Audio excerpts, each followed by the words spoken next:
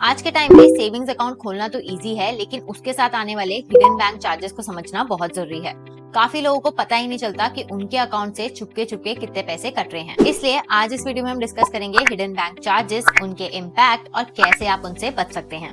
सबसे पहला hidden charge की बात करें तो वो है minimum balance non maintenance charge. आज भी देखा जाए तो बहुत सारी सेविंग्स अकाउंट में मिनिमम एवरेज बैलेंस मेंटेन करना पड़ता है। ये बैलेंस 2500 से 25,000 तक हो सकता है बैंक और अकाउंट टाइप के हिसाब से। अगर आप बैलेंस मेंटेन नहीं करती तो बैंक आपको पेनल्टी लगाता है, यूजुअली 150 से 600 रुपीज पर क्वार्टर, और प्रीमियम अकाउंट्स में तो ये और भी ज्यादा हो सकती है। इसलिए अगर आपको लगता है कि आप रेगुलर बैलेंस मेंटेन नहीं कर सकते तो जीरो बैलेंस या बेसिक सेविंग अकाउंट खुलवाओ, क्योंकि इनमें ये पेनल्टी नहीं लगती। सेकंड चार्ज की बात करें तो वो है एटीएम ट्रांजैक्शन चार्जेस। हर bank limited free ATM transaction देता है, मोस्टली 3 से 5 अपने बैंक के एटीएम से एंड 2 से 3 दूसरे बैंक के एटीएम से।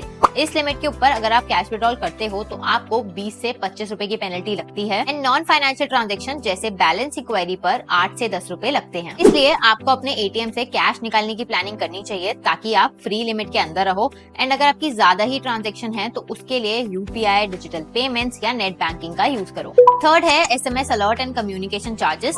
बैंक आपको आपके अकाउंट की एक्टिविटी के लिए एसएमएस अलर्ट भेजते हैं, लेकिन इसके लिए भी क्वार्टरली 15 से 30 रुपए चार्ज करते हैं। पर इसमें भी कुछ बैंक्स हैं जो ईमेल अलर्ट्स को फ्री में भेजते हैं। इसलिए अगर पॉसिबल हो तो आप सिर्फ ईमेल अलर्ट्स को एक्टिवेट करो या फिर अपने बैंक के साथ अपने कम्युनिकेशन चार्जेस पॉलिसी को चेक करो। नेक्स्ट है cash deposit and withdrawal charges.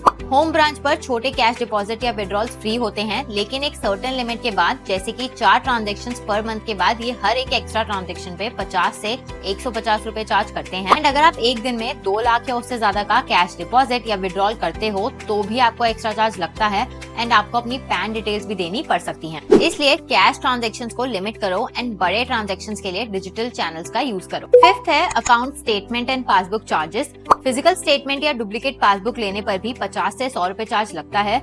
Usually एक स्टेटमेंट फ्री मिलती है, लेकिन उसके बाद चार्ज लगता है। इसलिए ऑनलाइन बैंकिंग यूज करो एंड डिजिटल स्टेटमेंट डाउनलोड करो, क्योंकि ये एब्सोल्युटली फ्री है। सिक्स्थ है debit card and annual maintenance fee. Her bank अपने डेबिट कार्ड पर एक एनुअल मेंटेनेंस फी लगाता है। ये 100 से 500 तक हो सकती है, बेसिकली आपके कार्ड के टाइप के हिसाब से। अगर कार्ड खो गया या डैमेज हो गया तो उसके रिप्लेसमेंट के लिए भी 100 से 300 रुपए चार्ज लगते हैं। इसलिए हमारा सजेशन यही होगा कि अपने कार्ड के फी स्ट्रक्चर को समझें एंड वही कार्ड यूज करें जो आपके लिए जरूरी हो। 7th चार्ज है इनएक्टिविटी एंड डोरमेंसी चार्जेस। अगर आपके अकाउंट में 12 से 24 महीने तक कोई ट्रांजैक्शन नहीं हुई है तो आपका अकाउंट डोरमेंट हो सकता है।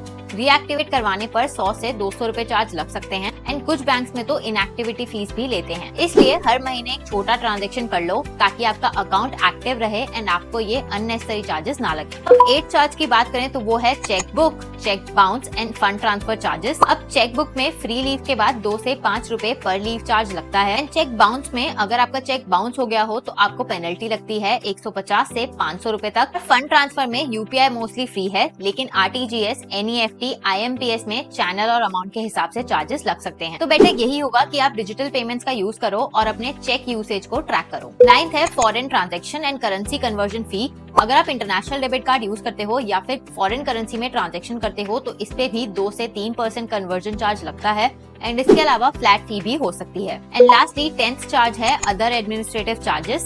Signature, nominee update, account closure, specially अगर आप 1 साल के बाद करते हो, या केवाईसी नॉन कंप्लायंस पर 100 से 500 रुपए तक का चार्ज लगता है, तो इसका भी ध्यान रखना होगा। अब आपने देखा ही कि कैसे कितने सारे चार्जेस आपकी सेविंग्स को साइलेंटली इम्पैक्ट कर सकते हैं। तो याद रखें, इन चार्जेस को समझना और स्मार्ट बैंकिंग प्रैक्टिसेस को फॉलो करना जरूरी है। इसलिए अपने अकाउंट को रेगुलरली मॉनिटर करो, डिजिटल पेमेंट्स का यूज करो और अपने पैसों की सेफ्टी को खुद इंश्योर करो। एंड अगर आपको वीडियो अच्छी लगी हो तो वीडियो को लाइक करें, शेयर करें and subscribe to card academy finance.